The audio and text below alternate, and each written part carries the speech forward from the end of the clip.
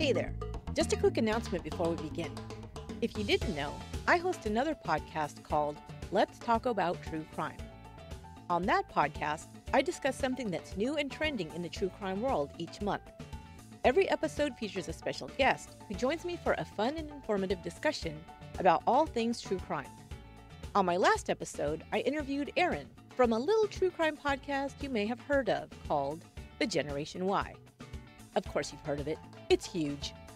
Well, I've got another episode releasing in just a couple of days, and my very special guest will be Alvin Williams from Affirmative Murder, one of my very favorite true crime podcasts. Alvin and Fran discuss 2 true crime cases each week, giving you all the details of fascinating, shocking, and sometimes super surprising crimes. You will love their personalities and their sense of humor, too. So check out Affirmative Murder if you're looking for another great true crime podcast. Also, subscribe to Let's Talk About True Crime. Yes, that's taco, T-A-C-O, about true crime, on your favorite podcast app, and you'll get the next episode as soon as it drops. See you there. This podcast details true crime cases. It contains adult themes and may contain descriptions of violence. It is not intended for children. Listener discretion is advised.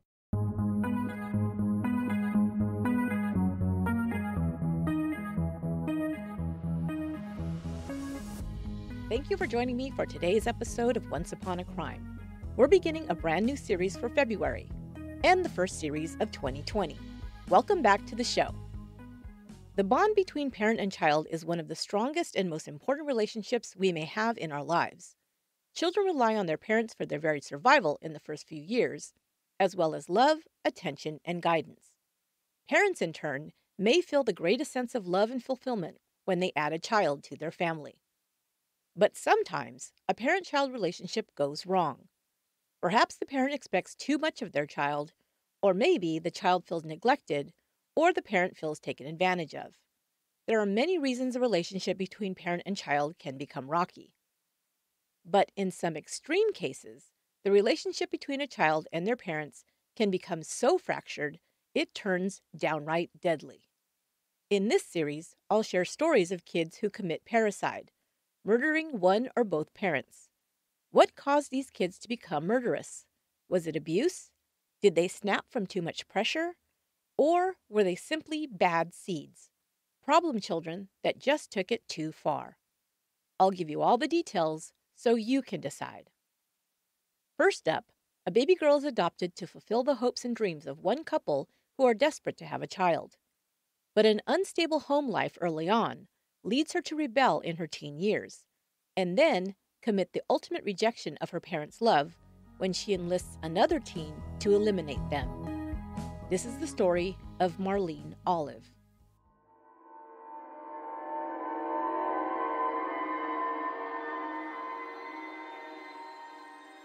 Marlene Louise Olive was born in Norfolk, Virginia on January 15, 1959. Her mother was unmarried and just 19 years old. She placed her baby up for adoption upon birth. When she was just 1 day old, Marlene was adopted by a couple who had been married for more than a dozen years. Marlene would be their first and their only child. James Olive met Naomi Wagner in 1944. He was an Army recruit, and they wed before he was shipped off to war. When he returned, they began their life together. Jim was adventurous. Naomi was not, but she would take on the traditional role dictated by the times they were living in. She would support her husband in his career and financial goals, even when they took her far from home. Jim first moved his family to Panama, the transcontinental country located in Central and South America. Jim wanted to take advantage of the real estate boom happening there in the late 1950s and early 1960s. He began to invest money in the area. But before Marlene was a year old, Jim lost his savings in a bad business deal and had to relocate his family to Guayaquil, Ecuador for work. There he was employed as a marketing executive for Tenneco Corporation. 2 things were happening for Naomi during this time. First, she hated her new city and was very unhappy with the move. She became reclusive and over time would begin drinking more and more as an escape from her unhappiness. Jim was away from home quite a bit for his job, and Naomi began to accuse him of having affairs, although there are no confirmed reports that this was ever the case. Secondly, as much as she had longed for a child over the years, and even though thrilled when they adopted Marlene, it soon became apparent that being a mother was overwhelming to Naomi. She was overprotective of the baby to the extreme. The first 6 months of Marlene's life, Naomi wore a mask whenever she was with her, and also required everyone else to do the same. She was afraid that the child would become ill and kept her away from any and all suspected germs. She sterilized everything that the baby may come into contact with as well. Now, anyone who has even basic knowledge of child development knows that the first year of a baby's life is the most important time for a child to bond with its parents. And it's a bit difficult for an infant to do so when the parent's face is covered by a mask. A baby bonds with its caretaker through nonverbal cues like a smile or a frown or other facial expressions. Marlene was not provided this experience. We could speculate that this was the reason she and her mother had such a rocky relationship later on, but there were other factors at play as well. Perhaps Naomi's obsession with germs was an early sign of mental illness, because by the time Marlene was in grade school, her mother's mental health would deteriorate. She heard voices, became enraged at the slightest provocation, and her drinking descended into alcoholism. By the time Marlene was a preteen, Naomi was barely able to care for herself, much less her child. Marlene received another upheaval in her life at the age of 10.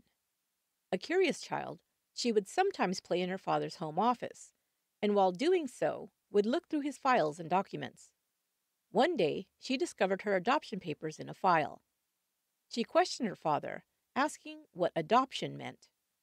He told her that sometimes people really want to have children, but are unable to have a baby of their own, so they take in children whose parents are unable to care for them.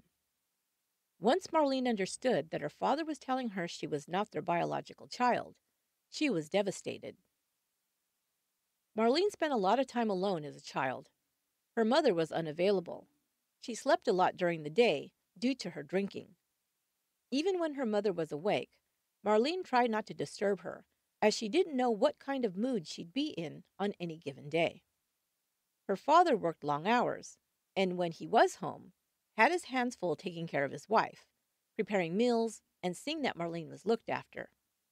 He and Marlene didn't have a lot of time together, just having fun or interacting in the normal ways as a parent and child. However, Marlene loved her father and depended on him for what little stability she did have. Marlene also didn't have a lot of friends. Schoolmates would later describe her as quiet and one who didn't socialize much with others. She would later report that she was afraid to bring friends home, as her mother was often unkempt and drunk when she returned home from school. So Marlene grew up lonely and isolated. She began creating a private fantasy world to keep herself entertained.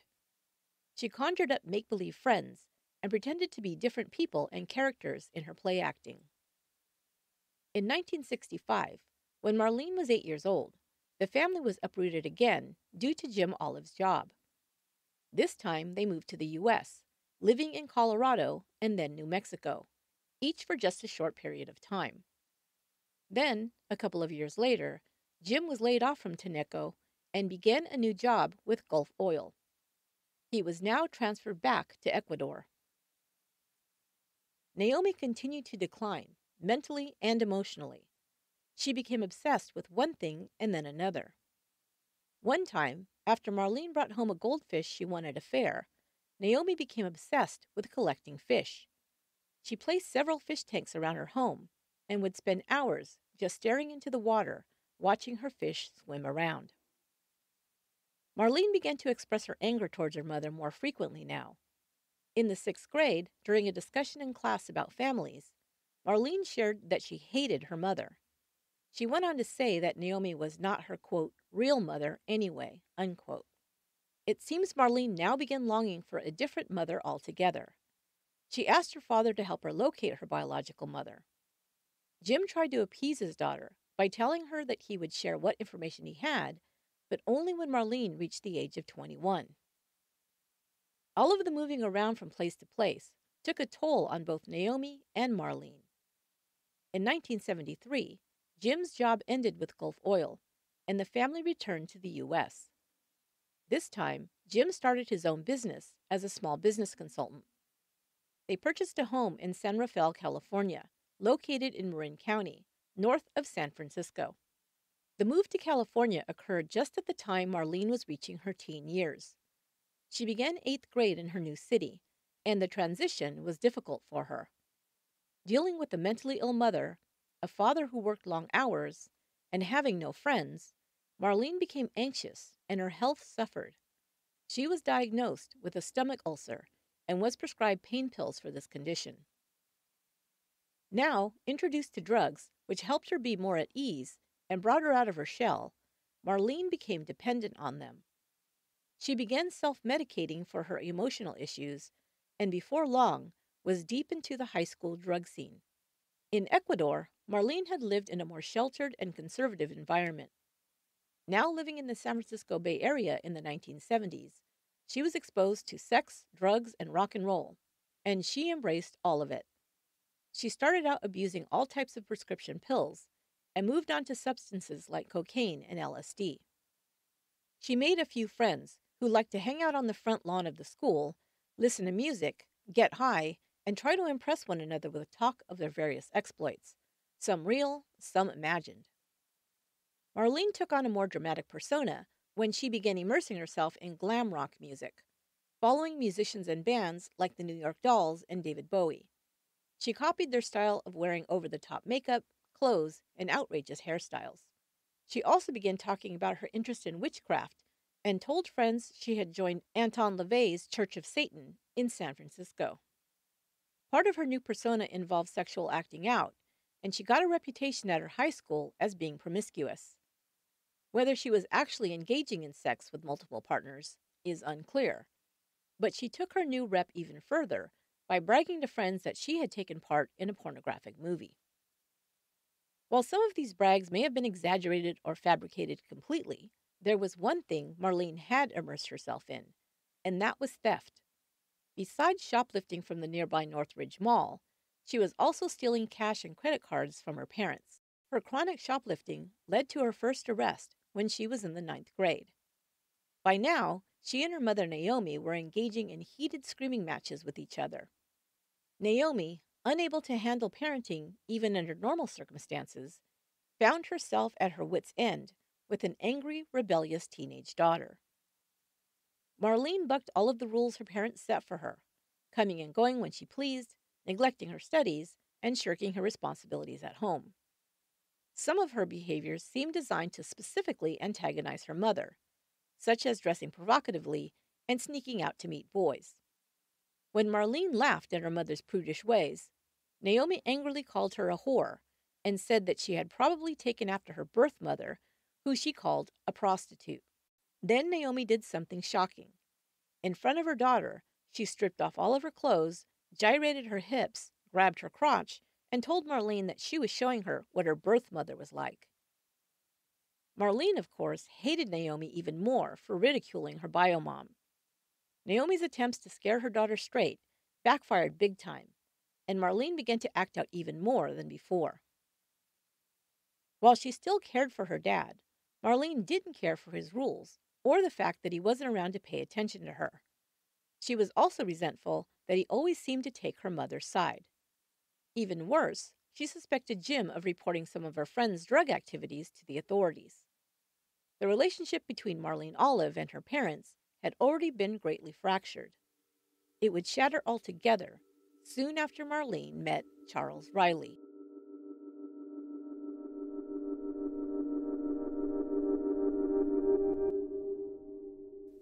Hey, do you enjoy a nice glass of wine?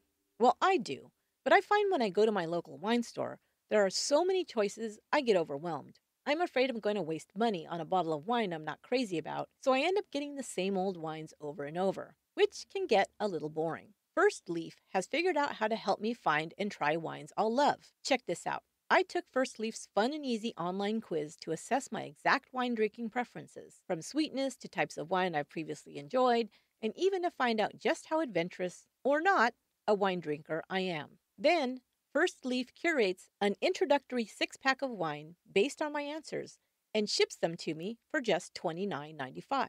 That's $29.95 for all 6 bottles, and you can't beat that deal. Then I try the 6 different wines and rate them online. First Leaf then takes my ratings and selects unique wines based on my tastes for my next shipment. No more guesswork or drinking the same bottle over and over. And First Leaf is so confident in the quality of their wine that they even have a 100% satisfaction guarantee. If you're not feeling a particular bottle of wine, First Leaf will cover it completely. I wanted to try some wines from other regions. I'm in California, and we have so many great wines here that I tend to stick with regional varieties. But I told First Leaf I'd be open to wines from other regions and other countries, and I'm so glad I did. I got a really interesting bottle of red from Portugal, and a great pecorino, who knew that was a grape, from Italy. I can't wait for my next shipment. First Leaf sends out more than 17,000 unique wine shipments each month because everyone's tastes are different. And First Leaf has a special offer just for my listeners. Sign up with my link and you'll get an exclusive intro offer. 6 bottles of wine for only $29.95 plus free shipping. Go to tryfirstleaf.com/once. That's 6 bottles for only $29.95 plus free shipping at tryfirstleaf.com/once. And thanks for supporting the show.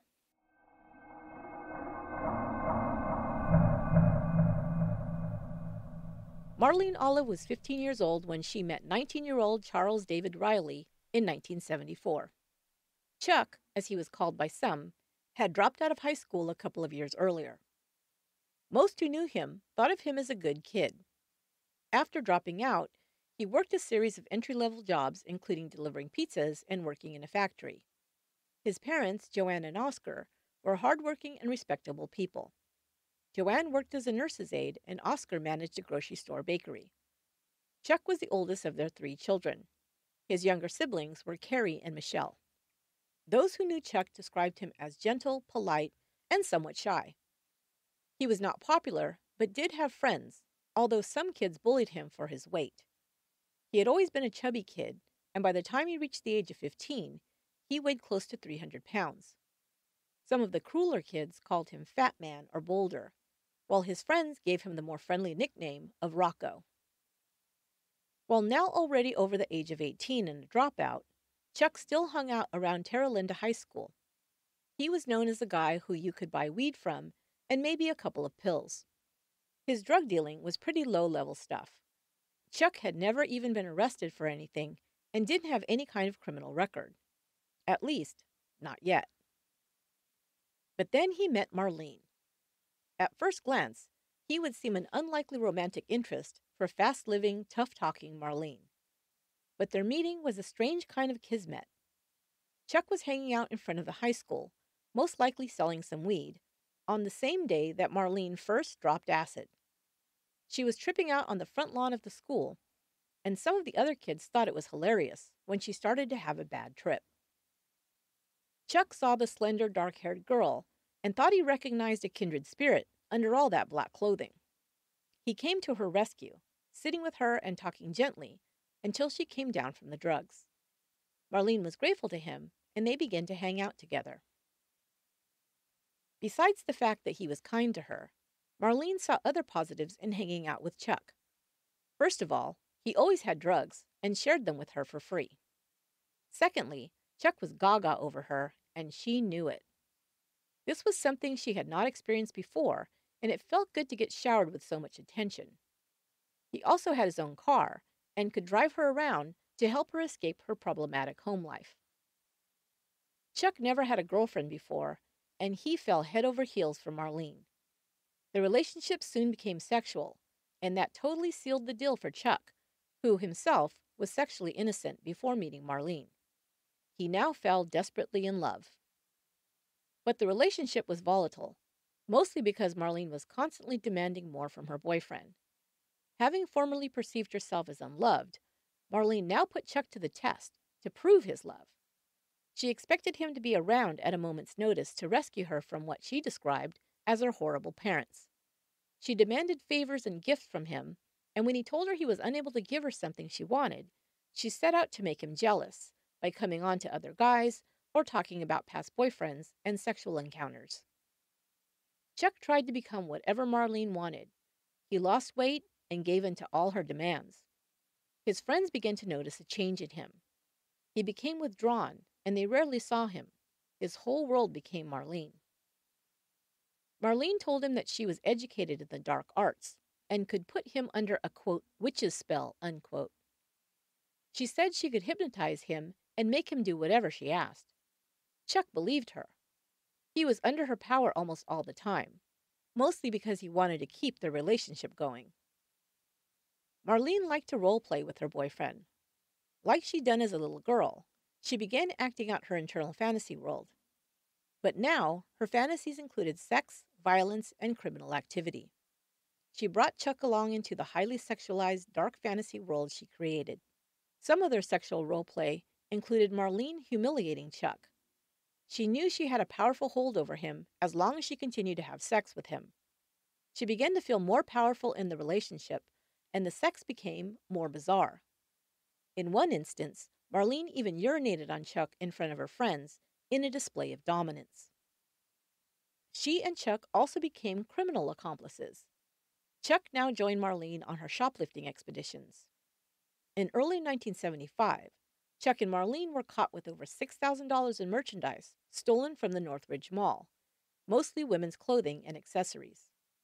They were arrested and charged with grand larceny. Both were bailed out by their parents. In May of the same year, Chuck was arrested for possession of marijuana and for being in possession of a sawed-off shotgun. He was a gun enthusiast and owned several weapons. While at first Marlene's parents had taken a liking to her new boyfriend, pegging him as a polite and responsible young man, they now decided that he was the bad influence on Marlene. They forbade her to continue seeing him, a restriction that she refused to honor. She and her mother began arguing even more frequently, and the tension in the home escalated. Naomi threatened to have Marlene locked up in juvenile hall or sent away to boarding school if she did not adhere to their rules.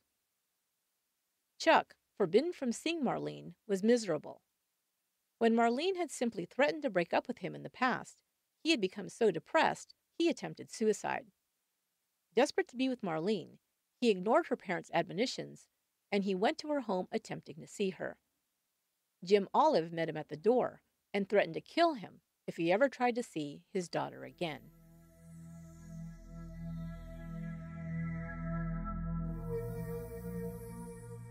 Marlene Olive and Chuck Riley had been forbidden from seeing each other, and Marlene decided something had to be done. She told friends she wanted her mother dead. In the past, she had asked other friends for advice on how to kill her mother. She had even approached some of them, saying she'd pay them to kill Naomi. They either thought Marlene was all talk, and this was just another ploy for attention, or they thought she might be serious, but didn't want to get involved. Marlene, unable to persuade anyone to help her, took matters into her own hands. She tried poisoning her mother by mixing crushed up pills into her food. Naomi, noticing the bitter taste, didn't eat the food. Foiled again. Marlene began pressuring Chuck to help her in her murderous plot. She said he needed to kill Naomi or find someone to do it. When he hesitated to help, she threatened to break up with him. On Saturday, June 21st, 1975, Marlene and her mother got into another vicious argument. She called Chuck that morning and told him, "Get your gun. We've got to kill the bitch today." Having a long-standing hatred for her mother, but still some positive feelings for her dad, Marlene told Chuck that she didn't want her father hurt. She asked her father to take her shopping, and he agreed. She then left the door unlocked for Chuck to slip in once they had gone. Chuck entered the home on Hibiscus Way and found it silent. Naomi, as was her normal routine, was sleeping the afternoon away in the master bedroom. Chuck entered quietly, carrying a .22 caliber pistol and a hammer. While his story would change over time, Chuck Riley would say that, not wanting to alert neighbors with the sound of a gunshot, he'd instead struck Marlene in the head with a claw hammer. He hit her several times, but she continued to move. Finally, and this is pretty gruesome, the hammer got lodged in Naomi Olive's skull, and he could not remove it. She was still alive, so Chuck said he went to the kitchen, grabbed a large knife, and returned, plunging it into Naomi's chest several times. She was still breathing, so he then grabbed a pillow and smothered the woman until she was dead. Now, this next part seems like a horrifying yet cliched turn of events you'd see in a movie, but both Marlene and Chuck would swear it happened. While he was still in the act of snuffing the life out of Mrs. Olive, Jim and Marlene returned home. Mr. Olive, seeing Chuck leaning over his battered and bloody wife, picked up the kitchen knife her attacker had dropped and rushed towards him. Chuck turned and fired. 4 bullets struck Jim Olive in the chest, killing him. Now Chuck and Marlene set about cleaning up the crime scene. First, they had to get rid of the bodies. Wrapping Marlene's parents in rugs, they placed the bodies in Chuck's car. They then drove about 20 minutes away to China Camp State Park, located on the edge of the San Francisco Bay. They placed the bodies in an open fire pit, soaked them with gasoline, covered them with logs, and lit them on fire. The fire became hot very quickly, and the teens left while the bodies were still burning, sure the evidence of their gruesome crime would turn into ash. Then they returned to Marlene's house. Meanwhile, a park ranger had noticed a large amount of smoke indicating a fire and drove to the area. He noticed that something in a fire pit had been burned beyond recognition. Assuming it was a deer carcass that some idiot had set on fire, he doused the still hot embers with water and left the area. Back at the house, Marlene and Chuck set about cleaning up the rest of the evidence. They started to mop up all the blood, and realizing it was a bigger job than they thought, called a friend to help them clean the crime scene. They told him that Marlene's parents were dead and that Chuck had killed them. Together, they gathered all the bloody bedding, rugs, and anything used to clean up the blood and dropped them into a large garbage bag. Chuck and Marlene then returned to the fire pit to make sure the bodies had completely burned and to dispose of the rest of the evidence. Over the next few days, Marlene and Chuck lived in the Olives' home together, using cash, checks, and credit cards belonging to her parents to buy food, go out to dinner, and even to purchase tickets and attend a rock concert. They also told several other friends that Chuck had killed Marlene's parents. Chuck told them, quote, "We had to do it. They wouldn't let me see her," unquote. No one reported this news to the police.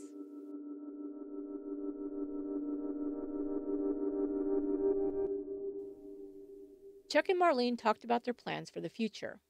They decided that at some point, Marlene would report her parents missing. The plan was to wait until the Olives were declared dead, after which Marlene would collect their life insurance. The couple would then move to Ecuador and live a life of ease. But while Marlene and her parents' murderer were still playing house, Jim Olive's co-workers were growing concerned when he didn't show up for work or call in to let anyone know why he was absent. About a week after the murders, one of his colleagues traveled to his home and, when no one answered his knocks, looked inside the window. The house was in disarray, and thinking the Olives might have been robbed, the co-worker called the police. When the police arrived, they also tried making contact with the occupants. Still not receiving any answer, the officers entered the home to conduct a welfare check. It was a mess, with clothing, dirty dishes, and other items strewn throughout, but not finding anyone hurt or in distress, and with no evidence that a crime had occurred, they simply left a note for the homeowners to call once they returned. Marlene and Chuck had been out for the day, and upon returning, found the note the police had left on the door. Marlene traveled to the police station in order to tell them that all was well, and hopefully discourage the cops from returning to investigate further. But once at the station, her story quickly began to unravel. The cops were immediately suspicious when the 15-year-old told them that her parents had gone on an extended vacation to Lake Tahoe and left her home alone. Returning to the house to investigate more thoroughly, detectives noted that every room of the house was a mess, except the master bedroom. While officers kept Marlene at the police department to question her further, investigators began to seek out and then question her friends and acquaintances. Before long, they heard rumors that Marlene and her boyfriend had killed her parents. Officers were also given the name of the boy who'd helped clean up the house. Upon being interviewed, he told investigators that he'd seen bloody clothes and bedding, but hadn't witnessed the crime. Back at the station, Marlene continued to give different accounts of what had happened to her parents once the police told her what they had heard and discovered. Now she abandoned the story about her parents being on vacation and said that her mother had murdered her father and then fled. She then changed that story and said that her father had murdered her mother and then he'd fled. Another version had the Hells Angels killing both of her parents. Finally, Marlene confessed and told the police that her boyfriend Chuck Riley had killed her parents. She said he had snapped because they had forbidden him from seeing her. Her only part in the crime, she said, was helping him dispose of the bodies. She then led the police to the burn pit.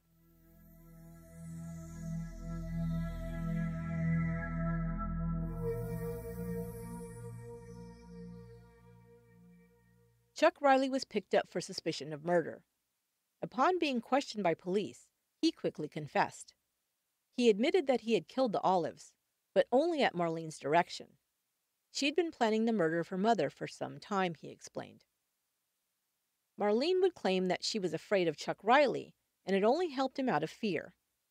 Asked why she had stayed living with him in the home for a week, she answered that Chuck had held her hostage, forcing her to take drugs so she could not run away. The media would get a hold of the story, and the crime would be called the barbecue murders by the press. The murder of Jim and Naomi Olive would gain worldwide attention due to the brutality of the crime and the youth of the perpetrators. On July 10, 1975, both Marlene Olive and Chuck Riley were charged with 2 counts of first-degree murder.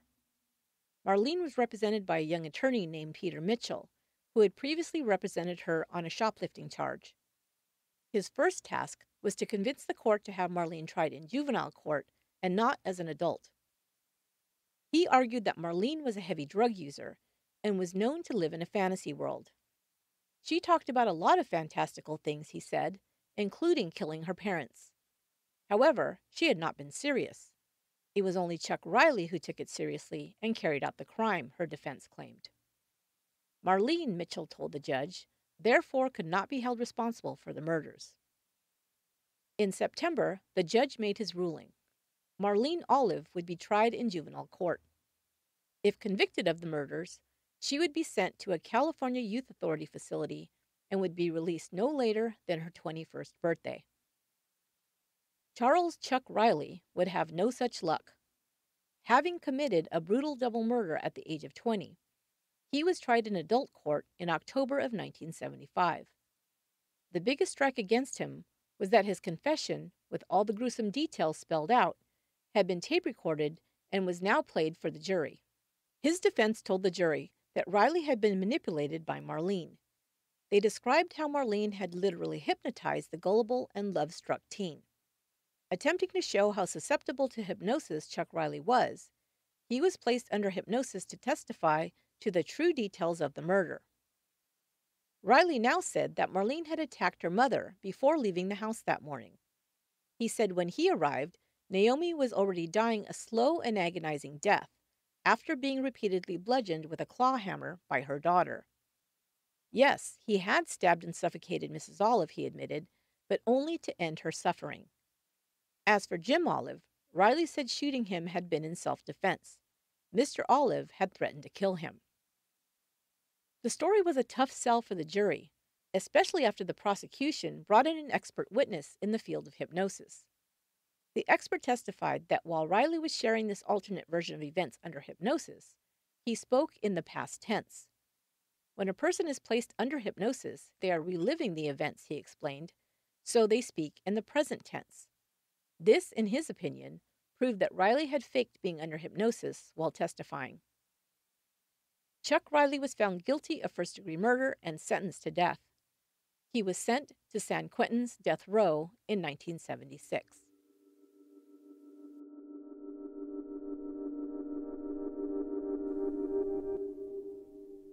Marlene was tried in juvenile court, so the judge, without a jury present, would hear the case, and he alone would make the ruling. Marlene had been given a psych evaluation while awaiting trial. She was found to be troubled, but competent to stand trial. Her attorney presented her life circumstances to the judge, her troubled mother, absent father, and her loneliness and retreat into a fantasy life. The judge took this into consideration, but ultimately ruled that Marlene, quote, did encourage, instigate, aid, abet, and act as an accomplice in the homicides of her parents, unquote.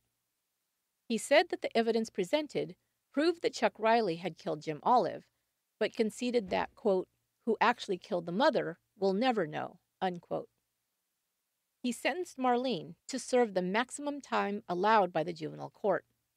She would spend a little over 3 years at the California Youth Authority's Ventura School, at which time she would be 21 years old and scheduled for release.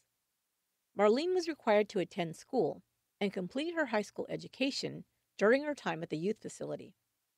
She also used this time to attempt to locate her birth mother. She enlisted her attorney to help her. He was able to gain access to Marlene's adoption papers that included the name of her biological mother. Marlene learned that her mother had been 19 years old when she met a young Navy man and become pregnant. She was not and had never been a sex worker, as Naomi had claimed. However, it seems as if her birth mother did not respond to Marlene's request to connect with her. Marlene's good behavior while incarcerated earned her the right to live outside of the facility during her last year there. She would reside in the home of a former juvenile services volunteer who had befriended her. However, just weeks before Marlene was set to be released permanently, she ran away. She traveled all the way across the country, landing in New York City. There, as her adoptive mother had often warned, she abused drugs and supported herself through sex work. Marlene was found and returned to the youth facility, but was still able to earn her release at the age of 21. Marlene Olive changed her name several times over the years. She spent most of her time in Los Angeles and continued to rack up criminal offenses. She was charged with credit card fraud and cashing bad checks, and spent a year in jail 2 separate times. In 1986, she was arrested with 14 other people and was accused of being the ringleader of a fraud and forgery ring. She taught her accomplices how to steal identities and use them to open fraudulent credit accounts by fishing through residential garbage cans. This earned her the nickname by investigators as Queen of the Trashers, and also earned her 5 years in prison. In the early 1990s, it appeared that Marlene was attempting to go straight. She enrolled as a student at the University of Los Angeles, but dropped out soon afterwards. By 1992, she was back to her old tricks when she was convicted of making a false financial statement. In 1995, Marlene was also convicted of possessing a forged driver's license. In 2003, she was arrested in Bakersfield, California, for being under the influence of drugs, in possession of stolen property, counterfeit checks, and drug paraphernalia.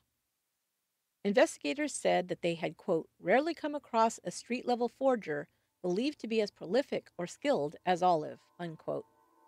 She was sentenced to 9 years in a Kern County women's prison.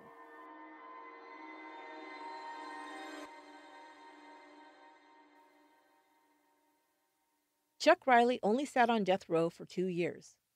In 1978, the death penalty was ruled unconstitutional, and all California death row prisoners had their sentences commuted. Riley was resentenced, receiving 2 concurrent life sentences with the possibility of parole after 7 years. He was then transferred to another prison in San Luis Obispo, located on the central California coast. Riley completed his high school diploma behind bars and went on to earn a college degree. He began working out and whittled his weight down to a healthy 190 pounds. He kept his nose clean in prison, and there were no negative reports in his prison record. Riley began applying for parole consideration once he was eligible, but was rejected over a dozen times. In 2011, at the age of 56, he appealed his latest parole denial. The argument his attorney presented was threefold. He said that Chuck Riley was no longer a danger to the community, that his age at the time of the crime was not considered, and that the sentence he received was unconstitutionally excessive. Riley won his appeal for a new parole hearing, and going before the board once again, this time was found suitable for parole. However, in 2015, California Governor Jerry Brown reversed the board's decision. Explaining his decision, Governor Brown stated that Chuck Riley, quote, continues to downplay his responsibility. Until he is able to come to terms with his role in this horrendous double murder, I do not believe he will be able to avoid violent behavior if released, unquote. Riley would appeal the governor's reversal of the decision, and on December 3, 2015, the court vacated the governor's reversal and reinstated Riley's grant of parole. He was released on December 8, 2015. You're probably wondering, did Chuck and Marlene ever see each other again? Well, yes, they did. In 1981, writer Richard Levine was researching his book, Bad Blood, A Family Murder in Marin County, about the Jim and Naomi Olive murders. He interviewed both Chuck Riley and Marlene Olive for the book, and in 1981, he arranged for Marlene, who had recently been released, to visit Chuck in prison. Levine transported Marlene to San Luis Obispo for the reunion and was there during their 5-hour visit. The writer reported that it was an awkward meeting, with Riley doing most of the talking and Marlene remaining quiet. Marlene, Levine said, seemed ashamed. Chuck Riley sat before her, thin, healthy, and college-educated, while she continued to be in trouble with the law and was addicted to drugs. Chuck was friendly and happy to see her, but the visit was not a success. During one long, awkward pause, Chuck asked Marlene, "What are you thinking?" Marlene finally answered, "I'm thinking about all that has gone down. I guess we just lost our marbles." After the visit ended, Chuck told Levine, "I'll never see her again." As far as we know, he never has.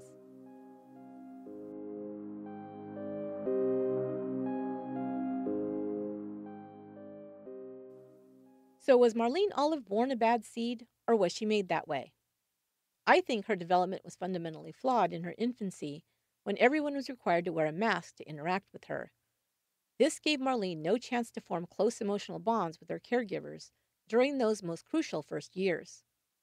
Then, of course, there is her rocky relationship with her mentally ill mother, and the fact that she was shuttled around to several countries and cities, making it hard for her to build stable friendships or relationships outside of her home during her childhood. Marlene hid behind a persona of being dark and dangerous. She cultivated this role even further with Chuck Riley, who seemed a bit gullible, and also too dependent on his relationship with Marlene. And did she participate in her mother's murder? We'll probably never know for certain, but there are a couple of details about Naomi Olive's murder that makes me believe it's possible. First, using a hammer to bludgeon someone so viciously was, as the prosecutor would point out, overkill. Chuck and Marlene had access to a gun, but Marlene's mother was brutally beaten instead. An attack this vicious is believed to be a crime that is either personal or born out of rage. A rage killing would point more to Marlene than to Chuck. Also, not to draw out the gruesome details unnecessarily, but the fact that the claw hammer got stuck in the skull during the assault makes me wonder if someone with less upper body strength than Chuck would be more likely to encounter this problem. Finally, in his first account of the murder, Chuck said that he had not used the gun on Mrs. Olive because he didn't want the sound of a gunshot to alert the neighbors. But in his own account, Mrs. Olive had not died quickly, so wouldn't her screams while being attacked have been more likely to alert others? Doesn't make much sense. For these reasons and others, some still today believe Chuck Riley's second account of the murders, whether he was under hypnosis or not. Some believe that a more likely scenario is that Marlene got into a vicious fight with her mother that morning, bludgeoned her, and then, as her mother lay dying, Marlene called Chuck to bring the gun and finish the job. At some point, Mr. Olive returned home and met his fate as well. Community members who lived in San Rafael at the time of this brutal crime said it changed the way people thought about their neighbors and even their own role as parents for some time afterwards. Some teens said that their parents became more vigilant, but also somewhat unsure about how to place proper boundaries for them without causing their teens to rebel and perhaps wish them dead. Others dismiss these types of concerns as ridiculous. Something like this would never happen in their home, they assured themselves. And besides, Marlene was adopted. Surely that had something to do with how things turned out, they thought. But of course, we know that children can turn against biological parents as well, and can be just as deadly. I'll share one such story in the next episode of Once Upon a Crime. That'll do it for this episode of Once Upon a Crime. I hope you'll join me next time for the next installment in the series, Bad Seeds. Don't forget to get your tickets to CrimeCon and come visit me on Podcast Row. CrimeCon is the biggest true crime conference in the world and will be held in Orlando, Florida, May 1st through 3rd, 2020. Some guests and podcasts who've already been announced include Kelly Sigler from Oxygen's Cold Justice, famed forensic psychologist Dr. Michael Baden, the podcast Generation Y, Moms and Murder, and Invisible Choir, and of course, me. I can't wait to see you there. Use my offer code OnceUpon2020 for 10% off your registration. Go to crimecon.com to get your tickets. And don't forget, my discount code is OnceUpon2020. Once Upon a Crime is written, produced, and edited by me, Esther Ludlow. Our administrative and production assistant is Lorena Garcia, and original music for the show is by Aaron Michael Goldberg. Until next time, be good to one another.